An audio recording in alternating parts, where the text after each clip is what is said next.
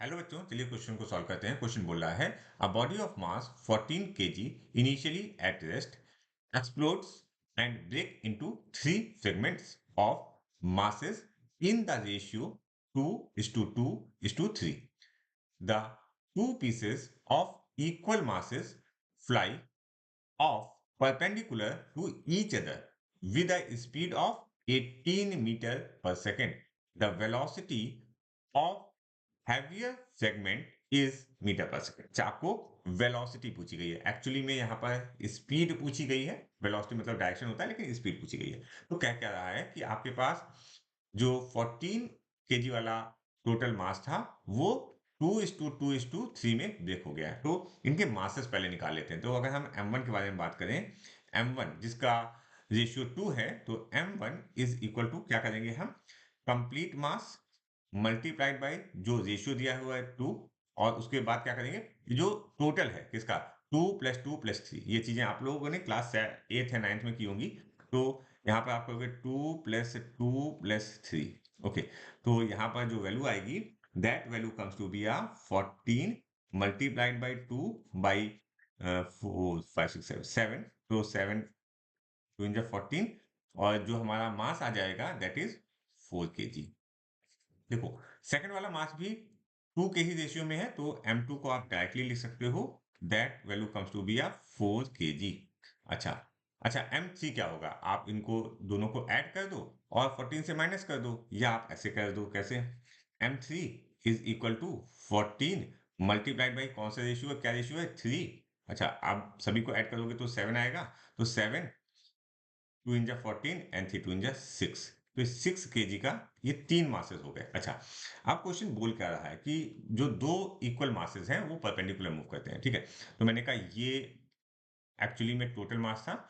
अब ये जो टोटल मास था, तो उस केस में जो ब्रेक हुआ, तो ये 3 पार्ट्स में यहाँ बना देता हूँ।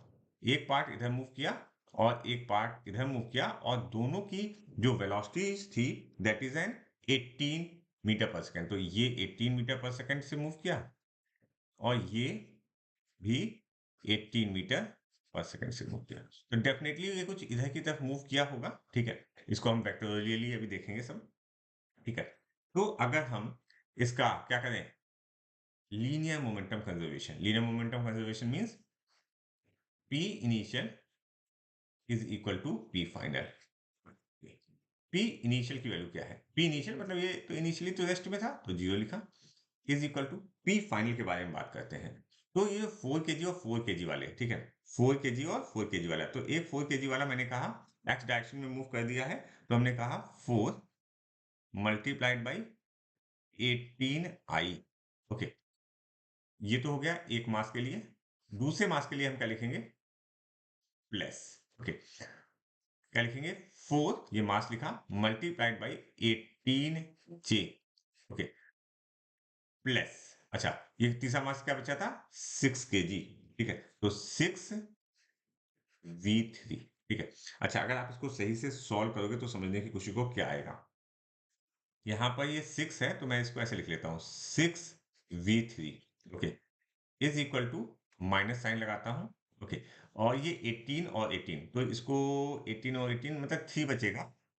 अगर आप डायरेक्टली नहीं तो मैं इसको इधर लिख देता हूँ। चलो, इसको 18 को मैं कॉमन ले लेता हूँ पहले। ठीक है, 18 भी कॉमन ले लो, 4 मल्टीप्लाइड बाई 18, दोनों को आपने कॉमन ले लिया in bracket. Okay, I plus J, ऐसी वैल्यू आ गई। ठीक है, थोड़ा सा मैंने अच्छे से लिख लिया है। तो 6 3 जा क्या हुआ, 18। अच्छा, तो V3 की वैल्यू जो आ गई that is minus of 12 I plus J. तो ये तो एक्चुअली में वेलोसिटी आ गई, लेकिन अगर आप यहाँ पर देखो तो क्या लिखा है, मैग्नीट्यूड लिखा हुआ है। तो इसका जब आप मैग्नीट्यूड फाइंड आउट करोगे, तो V3 की जो वैल्यू आएगी दैट इज 12 रूट। कैसे 12 रूट आया, देखो 12 तो ये हो गया। अब इसका जब रूट लोगे तो √1 प्लस √1 कितना होता है, √2 आएगा। तो इसकी जो वैल्यू आएगी 12 √2, और हमारा option 3 is correct for this question.